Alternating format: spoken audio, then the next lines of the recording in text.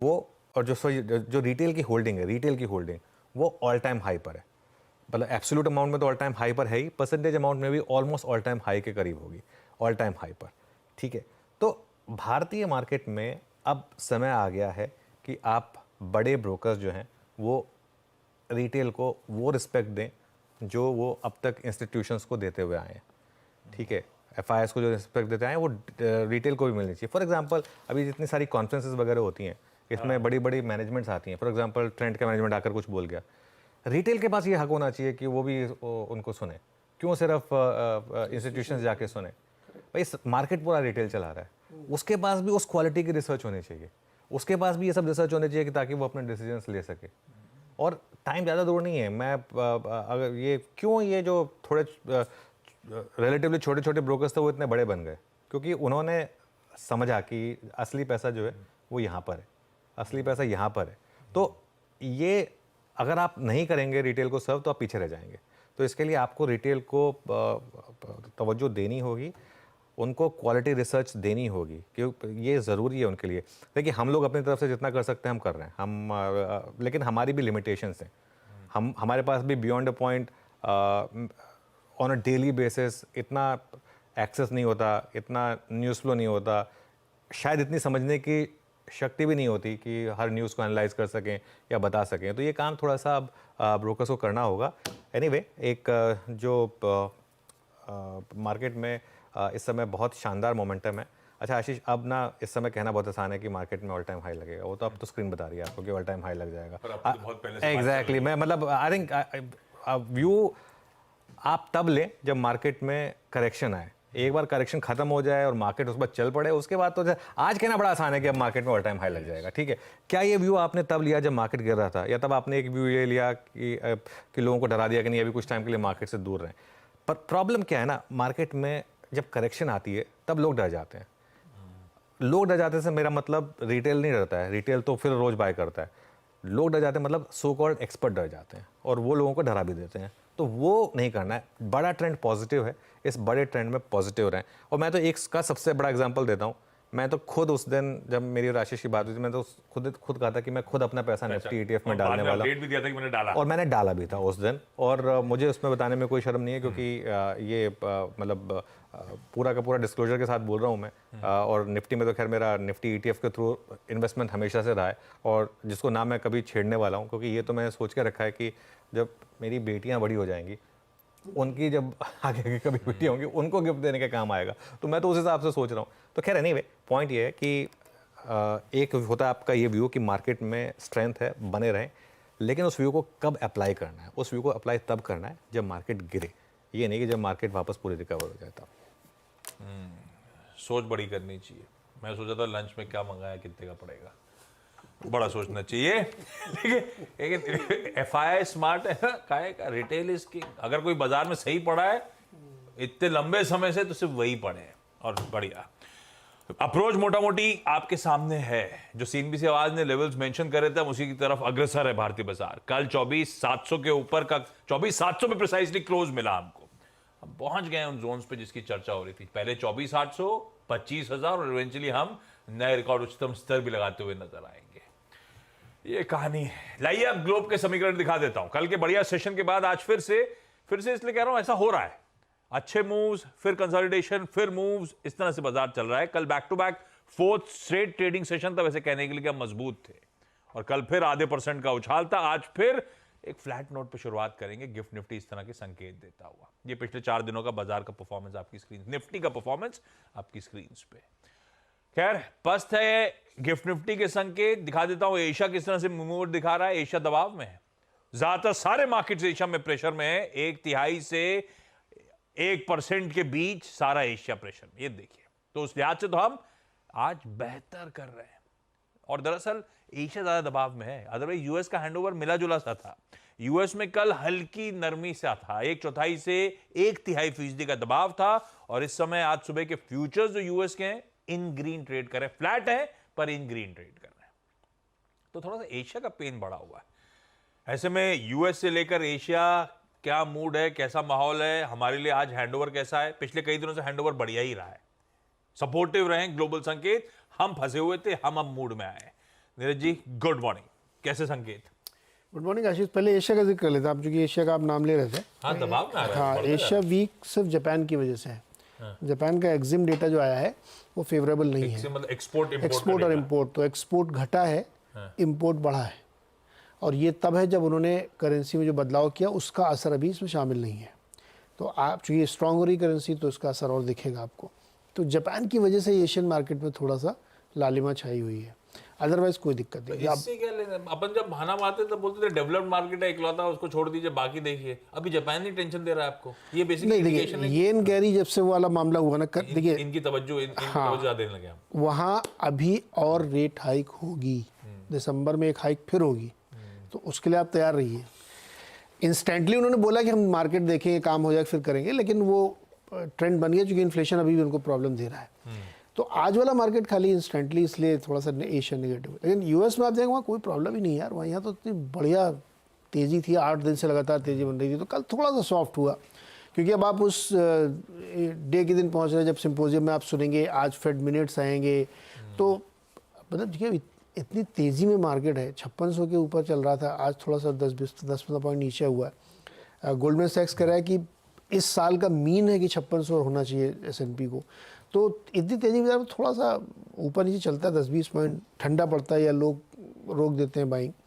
लेकिन यूएस में कोई प्रॉब्लम नहीं दिखती मेरे को। अभी सारे सेक्टर्स में तेज़ी बना हुआ है। और कच्चा तेल और नीचे आया, कल $70 हो गया, कुछ सेंट्स और गिर के नीचे आ गया है।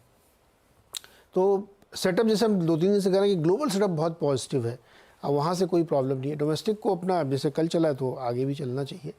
तो ग्लोबल क्यूज तो पॉजिटिव लेके चलिए आप, एक्स जापान छोड़ दे दो। और दो थोड़ा सा एशिया पे इम्पैक्ट कर। हाँ, अदरवाइज यूएस से कोई दिक्कत नहीं, जिससे ज़्यादा समीकरण इंपॉर्टेंट हमारे लिए।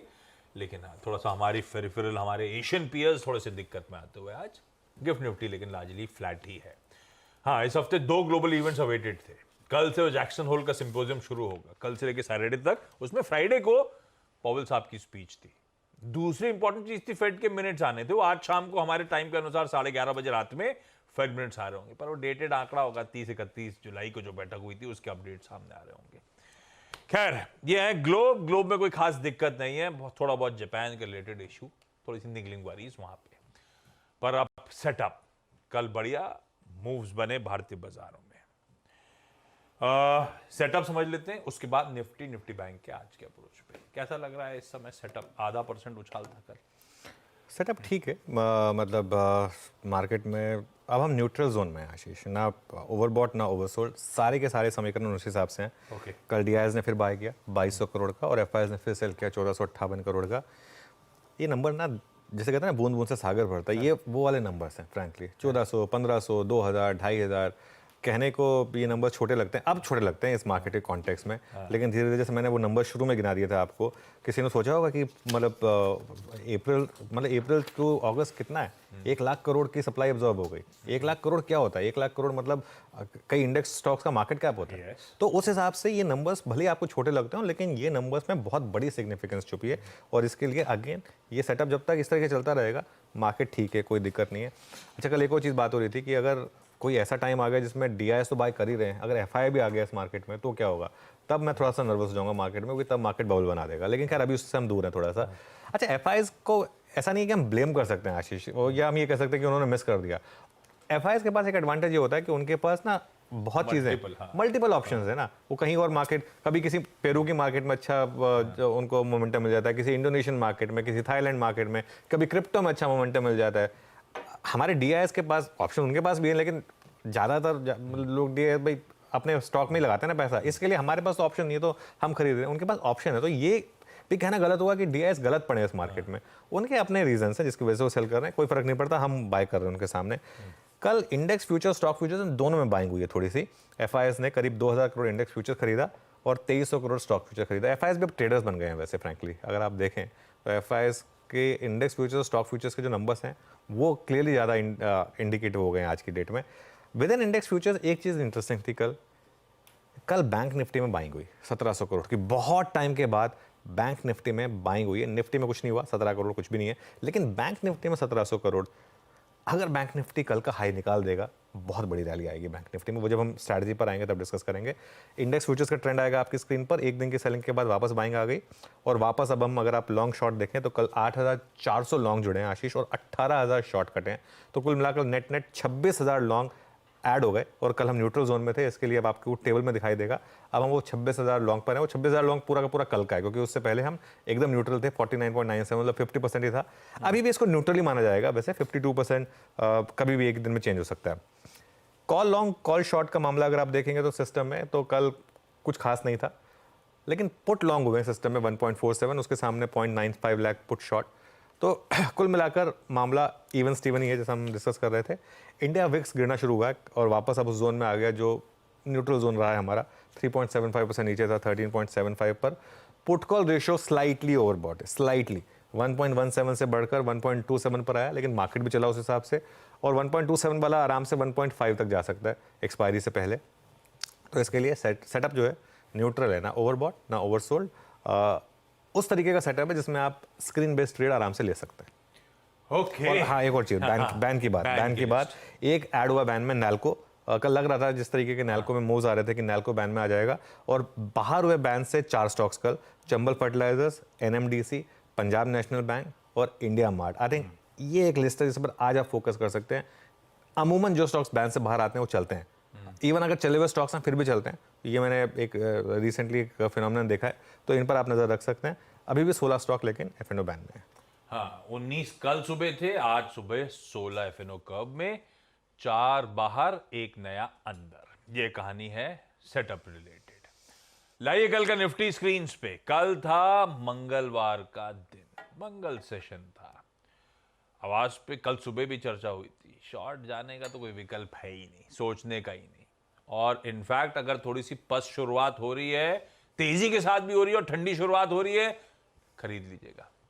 ओपनिंग में वो मौके दिए इस बाजार ने खरीदारी करने के, और अपना पहला रेजिस्टेंस था 24,700 का बैंड। बिल्कुल प्रिसाइसली उन्हीं लेवल्स पे जाके सेशन की समाप्ति हुई। कल बढ़िया मूव्स को हमने एंजॉय करा। शुरुआत में हिम्मत, जो हमारे साथ लॉन्ग लेके चल रहे थे उन्होंने भी एंजॉय करा, और कल जो बाजार खुलने के बाद जो कहने पे लॉन्ग किए होंगे उन्होंने भी फायदा उठाया। बिल्कुल। अब समीकरण कैसे बैठ रहे हैं? बिल्कुल, देखिए कल एक कन्विक्शन था मार्केट में। कन्विक्शन मेरा आज भी है वैसे मार्केट पर, और अगर फ्लैट खुलेंगे तो मेरे ख्याल से अच्छा मौका होगा मार्केट के लिए। मुझे नहीं लगता कि जापान की मार्केट सिर्फ उसकी वजह से आपको घबराना चाहिए, उससे इतना फर्क नहीं पड़ेगा। क्योंकि हमारा, अगेन मैं फिर वही बात बोलता हूँ, बाइंग कौन कर रहा है? बाइंग तो रिटेल कर रहा है ना। FIS तो वैसे भी बेच रहा है और बेच देगा, क्या फर्क पड़ेगा? सपोर्ट है आपका 24,600 से 24,620। पहला सपोर्ट सिर्फ मैंने 20 पॉइंट का इसलिए लिया है क्योंकि कल के लोज करीब करीब यहीं पर प्लेस्ड है, और ऑप्शंस भी, जो ऑप्शन राइटर्स है वो भी यहीं पर बैठा है, तो इसके लिए। और बड़ा सपोर्ट है आपका 24,450 से 24,500, जो हमने शो की शुरुआत में भी बात की थी, आपका 10 और 20 डे का एक्सपोनेंशियल मूविंग एवरेज। ठीक है, ओपनिंग पर बाय करें अगर हम यहाँ खुल रहे हैं तो। अगर तो गैप अप हो गया तो नहीं बाय करना है, लेकिन अगर यहाँ खुल रहे हैं तो बाय करें। और एड जोन है 24,550 से 24,650 का। आशीष, मेरा ये मानना है कि ये जोन आपको होल्ड करेगा, और एक सिस्टम में स्टॉप लॉस लगा दीजिए 24,450 का, ना 1 पॉइंट ऊपर ना 1 पॉइंट नीचे। एग्जिस्टिंग लॉन्ग्स के लिए भी यही स्टॉप लॉस है, फ्रेश लॉन्ग्स के लिए भी यही स्टॉप लॉस है। मेरा ये मानना है कि लेवल जो 20 डे में मार्केट ने निकाला है अब नहीं टूटेगा। उसके ऊपर हम 3 दिन ट्रेड कर चुके हैं, अब वो लेवल आपका सैक्रोसैंक्ट है, वो बचा रहेगा। स्टॉप लॉस लग गया तो लग गया, गलत ट्रेड नहीं है ये। फिर भी हमेशा लोगों को बोलता हूँ, लॉस में ना हमेशा एक चीज़, कभी भी आपको लॉस हो तो देखें कि आपकी ट्रेड गलत थी या फिर आप अनलक्की थे। इस केस में अगर स्टॉप लॉस लगा तो आप अनलक्की होंगे, ट्रेड गलत नहीं होगी। ये ट्रेड मार्केट में इस समय बाय ऑन डिप्स का ही है, और जोन में बाय करके स्टॉप लॉस लगाने का ट्रेड है। रेजिस्टेंस कहाँ पर है? पहले 24,750 से 24,850 जो ऑप्शंस का जोन है। 24,850 क्रॉस होना शुरू हुआ तो 25,000 से 25,100 जो ऑल टाइम हाई है। 24,850 से 25,000 के बीच में कोई बड़ी रेजिस्टेंस नहीं है, तो इसके लिए ये मुझे लग रहा है कि वहाँ तक दिखेगा।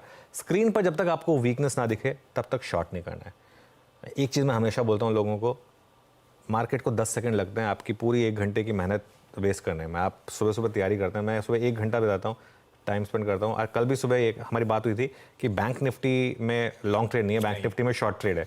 लेकिन कल सुबह सुबह खुलते ही स्क्रीन ने दिखा दिया कि बैंक निफ्टी में लॉन्ग है, तो कल सुबह सुबह हमने व्यू चेंज किया कि आप बैंक निफ्टी में लॉन्ग हो जाएगी। तो ये इस चीज़ को आप समझ के चलिए। स्क्रीन पर अगर वीकनेस देखने लगेगी तो हम इंट्राडे में शॉर्ट टर्म शॉर्ट की भी बात करेंगे, लेकिन अभी जो प्रिपरेशन है हमारी वो शॉर्ट की नहीं है। ओके, मन तेजी का ही है और लेवल्स आपकी स्क्रीन पे ब्यूटीफुली एक्सप्लेन्ड। निफ्टी बैंक बिल्कुल सही है। कल सुबह ये चर्चा हो रही थी कि इसमें ट्रेड से बचें क्योंकि इंपॉर्टेंट एवरेजेस के जंक्शन पे फंसा हुआ ये, और उसके बाद खुलने के बाद पहला सौदा जब हर्षद और आप कर रहे थे तब वो स्पॉट किया गया था। उसके बाद तेजी का कॉल आया था निफ्टी बैंक पे और आपने वो मोमेंटम एंजॉय करा। आज इसकी वीकली एक्सपायरी का दिन, कल के लेवल्स तो सटीक पड़े और ट्रेड बढ़िया ग्रिप में आए। निफ्टी बैंक में, अच्छा निफ्टी बैंक में कॉन्फिडेंस लौटा या कुछ इंपॉर्टेंट जंक्शंस पे अभी भी फंसा हुआ है? नहीं, कॉन्फिडेंस कल 3 बजे लौट गया था, लेकिन 3:30 पे वापस थोड़ा मामला गड़बड़ा गया। 3 बजे हम 51,000 पर थे, वहाँ बंद हो जाते हैं हम, तो कॉन्फिडेंस था पूरा का पूरा। कहने को 50-800 इंपॉर्टेंट लेवल है, लेकिन उसके ऊपर बहुत ज़्यादा कुशन लेकर नहीं हम बंद हुए। तो इसके लिए आज वैसे भी निफ्टी बैंक की वीकली ऑप्शंस की एक्सपायरी है और कल के आखिरी के आधे घंटे ने डिसअपॉइंट किया। अब आप उसको फिर निफ्टी की एक्सपायरी का इम्पैक्ट कह लें, जो मर्जी कह लें, क्लोजिंग वो नहीं आई जो मैं चाह रहा था कि बैंक निफ्टी में आ जाती। अगर हम 51,000 के ऊपर बंद हो जाते तो बहुत शानदार रहता। एक रिस्क छोटा सा है कि कल का जो बैंक निफ्टी का मूव है वो कहीं फेक ब्रेकआउट तो नहीं है। उसका रीज़न बताता हूँ मैं, आप डायरेक्टर साहब से मैं रिक्वेस्ट करूँगा, राइट हैंड साइड पे बैंक निफ्टी का 3 महीने का चार्ट रख दीजिए आप। क्योंकि क्या होता है ना, कई बार डे चार्ट में आप लॉन्गर जो टेक्सचर है वो मिस कर जाते हैं। ये देखिए 3 महीने का अगर आप चार्ट देखेंगे तो जिन लेवल्स पर हम हैं ये बहुत क्रूशल लेवल्स हैं। अभी भी हम लोअर हाईज ही बना रहे हैं बैंक निफ्टी पे। एक हायर हाई बनाने का आप चांस है अगर हम 51,200 के ऊपर बंद हो गए अगर, तो 51,200 के ऊपर। पहली बात तो कल का जो हाई है 51,025, उसको आपको हाई फोर्स के साथ क्रॉस करना है, सबसे ज़रूरी है वो अगर हुआ तो 51,200 के ऊपर अगर आप निकले तो 1000 पॉइंट ओपन हो जाएंगे बैंक निफ्टी में। फिर बैंक निफ्टी में भी वो जो 33% की रिट्रेसमेंट है वो 66% जा सकते हैं। ये देखिए, ये महीने का चार्ट, जो 1 महीने का चार्ट था ना, वो बहुत शानदार था, वो एकदम सही बता रहा था आपको। इसके लिए 51,025 और 51,200 इनका क्रॉस करना बहुत ज़रूरी है फोर्स के साथ। अगर ये होंगे तो फिर 1000 पॉइंट ओपन होंगे। उसके बाद भी बैंक निफ्टी ओवरसोल्ड ही रहेगा वैसे, ठीक है। ऑप्शन राइटर्स की रेंज क्या है, क्योंकि अब मैंने बोला है कि आज आपको ऑप्शन राइटर्स की रेंज को रिस्पेक्ट करना है। 50,600 से 51,100 ये है आज की ऑप्शन राइटर्स की रेंज। मैं फिर बोल रहा हूँ, मैंने कल भी ये बात बोली थी, ये जो ट्रेड में बोल रहा हूँ ये लेवल्स टेंटेटिव हैं। स्क्रीन अगर सजेस्ट करे आपको कि ऐसा हो रहा है तभी वो ट्रेड ओपन होगी।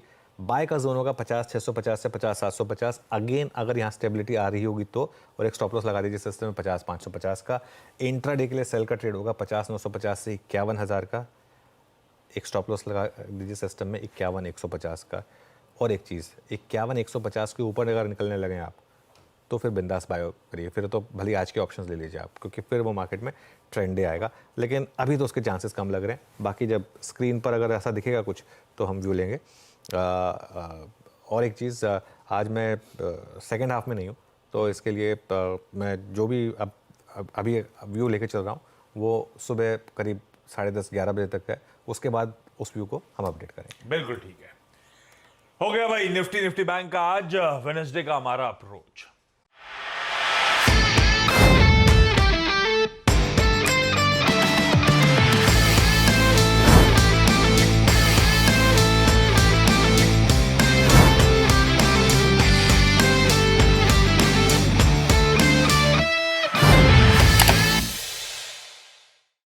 बता दें कि मनी कंट्रोल पर दिए गए विचार एक्सपर्ट्स के अपने निजी विचार होते हैं।